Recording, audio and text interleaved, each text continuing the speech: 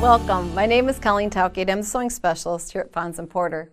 In this Quilting Quickly tutorial, I'm going to show you how to put together the blocks for the quilt called Christmas Cozy. If you'd like to purchase our pattern, please visit our website. We're going to be using 10.5-inch pre-cut strips, and we've got a really great collection of kind of modern Christmas fabrics, so you could use more traditional if you'd like, but this is a wonderful one-block quilt. And we've got a fun little kind of almost a Christmas star snowflake looking fabric as a background. So we're going to take those 10.5-inch pre-cut squares, and because we have a great collection of fabrics, we're going to cut from those. We're going to use just about everything. The block looks like this if we isolate it. You can see there are two squares, and then we have a series of triangles coming the other direction, kind of making almost like a bow tie effect. So what we're going to be doing is cutting the squares that follow the instructions. We're going to be cutting large squares of fabrics from each of the wonderful prints. And I've got those here. I'm going to slide this block off to the side. Some we're going to be using just as the square, and others we're going to be using a little bit larger ones, and we're going to pair those up with backgrounds. We're going to make triangle squares here. This comes next. But what we're going to do with these two fabrics then is a background and a print we're going to put together. And I've got this one marked, but I'll show you how we go about marking that. Using a Fons & Porter 1/4-inch seam marker like this, we can lay that tool on the diagonal across the block. There's a black and yellow line that goes down the center. We line that up from corner to corner on the block. And then we can mark on each side of that tool, and that will give us our seam, our actual stitching line, so that we leave a 1/2 inch in between them, and we can cut down between, make two blocks at once, so we don't waste any fabric. So we're going to take those over to the sewing machine, and we're going to stitch a 1/4 inch right on the line, not worrying about a 1/4 inch seam at this point. And we'll set that. This is a good one if you're a rookie and you aren't really confident in your 1/4 inch seam at this point. This is a good practice. Just following a line, getting used to the sound of your machine, how it stitches, how to maneuver it under the needle. So this would be a good beginning kind of project. And then you can worry about your 1/4 inch seams when you're putting your blocks together. But here we go, getting this one done.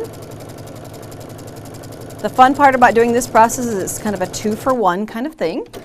So when we get done taking that out of the machine, you can see that I've stitched on both those lines I've drawn. Now I can either use a rotary cutter or I can come in with the scissors and cut down between the stitching lines. Try to stay up as close to center as possible.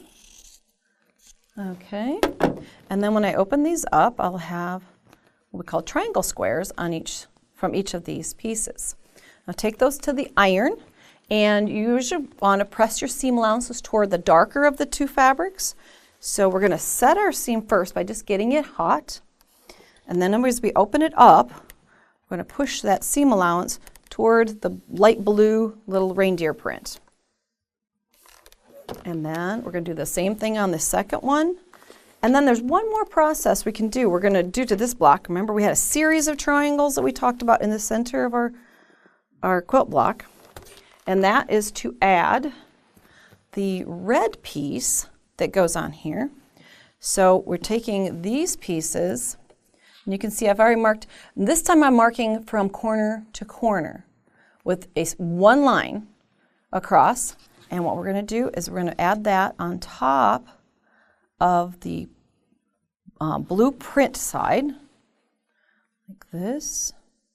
And I'm just going to do one of them so that you can see the process. Now you have to keep it straight because on one of them you're doing 2 stitching lines. On the second step here, adding the small square, you're just doing 1 seaming line, corner to corner. It's very easy, and how do I know? Because I've done this before, sewn or marked in the wrong place. But with this one, corner to corner, when you flip that out then, you have, as I slide this in, you'll see that this is a 1/4 of this block. Now, we want to take away that layer, so we're going to come in and trim away those underneath layers. We just need to leave approximately a 1/4 inch seam allowance. It doesn't have to be perfect. and we've got 1/4 of the block there. So then you just need to lay out your pieces. We'd repeat that same process. I'll just fold this as a place marker. He goes in here, and you're going to be assembling a 4-patch basically. You would put pieces together here into a row, here into a row, and then join the rows together. One little thing on this is that the fabrics are directional. On some fabrics you'll notice, on this is a reindeer print and here's a snowman print, all the snowman heads are aligned right side up. Some people that bothers, others it doesn't. So it's one of those things to note when you're working with your fabrics if it's directional. Once you get done creating that block, you can notice then they're all put into the quilt, tilted the same direction. So kind of note that so that you create that pattern, kind of a tilted block all the way across your quilt. And this one's finished with a fabric that was a printed stripe, but it's a diagonal stripe, so you get kind of a candy cane effect on the binding. A fun way to finish Christmas cozy. If you'd like to see more of our Quilting Quickly tutorials, please visit our website. Thanks for joining me.